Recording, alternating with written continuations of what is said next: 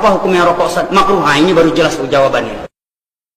Kita banyak bilang rokok makruh, ya kan? Kata para ulama, hukum asal dalam makanan dan minuman adalah kebolehan.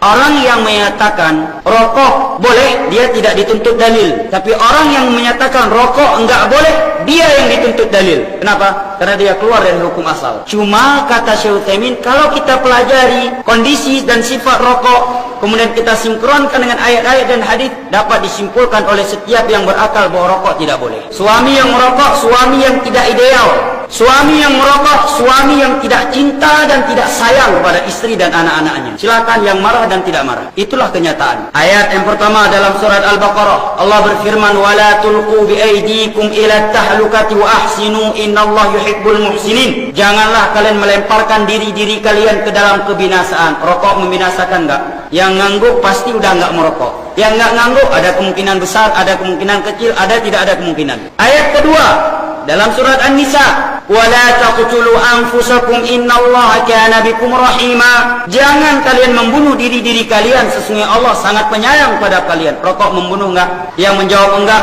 buta huruf atau enggak bisa membaca. Karena di situ ditulis rokok membunuhmu. Bahkan iklan rokok kalau enggak nulis peringatan ini, dia bisa diusut dan ditarik ke ranah hukum karena mempromosikan dan mengiklankan sesuatu yang berbahaya. Ini dalil dua Al-Quran. Belum cukup, saya tambah satu lagi. Dalam surat Al-Isra, "Wala tubadzir tabdzira innal mubadzirina kanu ikhwana syayatin." Jangan melakukan mubazir. Pelaku mubazir itu saudara setan. Kasar kali Ustaz, Allah yang berfirman, bukan saya. Saya cuma menerjemahkan firman Allah. Pelaku mubazir saudara setan.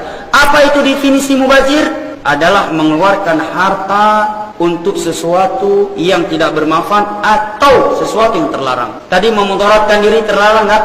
Cuma sebatang pagi, sebatang setelah ngopi, sebatang pulang ngopi, sebatang habis makan duhur, sebatang sebelum istirahat, sebatang sebelum maghrib, sebatang setelah isya, sebatang mau tidur. Berapa batang itu udah jadi ya? Taruhlah sebatang, tetap mubazir.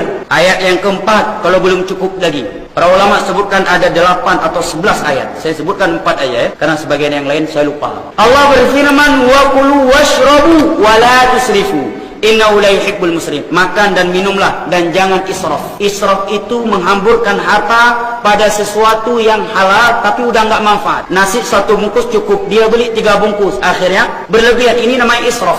Nah, israf mengeluarkan harta untuk yang mubah, yang halal tetapi tidak bermanfaat, itu aja dilarang, apalagi untuk yang tidak bermanfaat. Dari hadis banyak, di antaranya la darara wa la dirar, tidak boleh memudaratkan diri sendiri dan orang lain. Rokok memudaratkan diri sendiri dan orang lain. Bahkan perokok pasif lebih berbahaya daripada perokok aktif. Dan saya tambah lagi, orang yang kentut sembarangan lebih mending daripada orang yang merokok sembarangan. Kenapa? Karena dokter sepakat dan mengeluarkan statement seluruh medis dunia bahwa perokok pasif lebih berbahaya daripada perokok aktif. Tetapi seluruh medis di dunia tidak mengeluarkan statement bahwa pengentut pasif lebih berbahaya daripada pengentut aktif. Jangan pula dianjurkan, bukan saya anjurkan kentut sembarangan. Ini perbandingan, lebih mending daripada perokok sembarangan. Sisi yang kedua, orang yang kentut, nggak ada orang yang kentut sembarangan setahu saya. Karena semua orang malu, ya kan? Nggak sengaja bunyi, malu dia. Coba perokok dengan santainya, dengan santainya. Di situ ada makanan, ada anak kecil, ada perempuan, ada baju orang. Orang yang kentut, dia udah sengaja tahan, keluar, dengarkan kawan, langsung malunya yang tampun. Orang yang merokok nggak punya rasa malu. Nah, Nabi menyatakan, "Idza lam tastahi fasna' ma syi'ta." Menyohana rasa malu, bubuk dia juga kuku yang galak. Kalau enggak punya rasa malu, buatlah sesukamu. Celaan dari Nabi. Hadis Bukhari Muslim dari Abi Mas'ud Al-Ansari. Sisi yang ketiga, bahwa orang yang kentut di tempat sembarangan lebih mending daripada orang yang merokok sembarangan. Asap rokok menempel di baju orang, tapi asap kentut bahkan tidak berasa. Udara kentut sebau apapun enggak nempel. Enggak ada kita pulang dibilang sama istri, "Bang, kentut siapa nempel di baju abang?" Tapi kalau rokok ada. Maka dari itu saya katakan bahwa orang yang kentut di tempat yang enggak pantas lebih mending daripada perokok. Sekarang saya tanya, rokok itu makanan atau minuman? Siapa yang bisa jawab? Makanan? Bukan. Minuman? Bukan. Lah berarti apa? Allah memerintahkan kita apa? Makan dan minum. Coba aja secara logika. Andai kata ada ulama yang merokok, ya, katanya ulama, coba tanya ke ulama yang merokok itu. Ketika dia mau merokok, bilang enggak bismillah. Setelah dia merokok, alhamdulillahilladzi at'amani wa saqani. Enggak ada. Menunjukkan apa? Fitrah sendiri. Sisi yang ketiga, rokok kalau dalam WC semakin mantap rasanya. Kejelekan saudaranya adalah kejelekan. Anda dikasih Pizza Hut. Berapa harga Pizza Hut yang paling mahal? Pizza Hut 200.000 yang terakhir. Dikasih suruh makan di WC.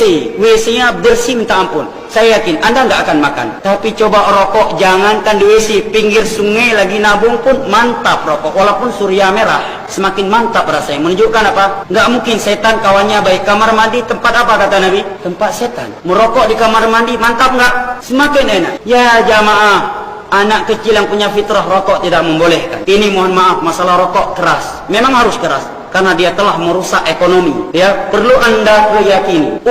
Keuntungan rokok paling besar digunakan untuk membantai kaum muslimin di Palestina dan di Suriah. Kalau Anda perokok, Anda penyumbang untuk membunuh dan membantai kaum muslimin di Palestina dan Suriah dengan membeli rokok. Saham rokok terbesar di dunia pemilik Yahudi. Dan di antara dana paling besar dalam membantai kaum muslimin di Suriah dan Palestina adalah dari rokok. Tuan-tuan harus yakini. Jelas ya? Rusak moral. Anak kecil rokok di depan ayah kandung, ya nggak ada adab lagi. Si murid merokok di depan gurunya. Moral rusak, ekonomi rusak, akhlak rusak, lingkungan rusak, kesehatan rusak, harta rusak. Masih kurang jelas masalah, kurang mantap jawabannya. Tanya mau sekali, apa hukumnya rokok makruh? Ini baru jelas jawabannya.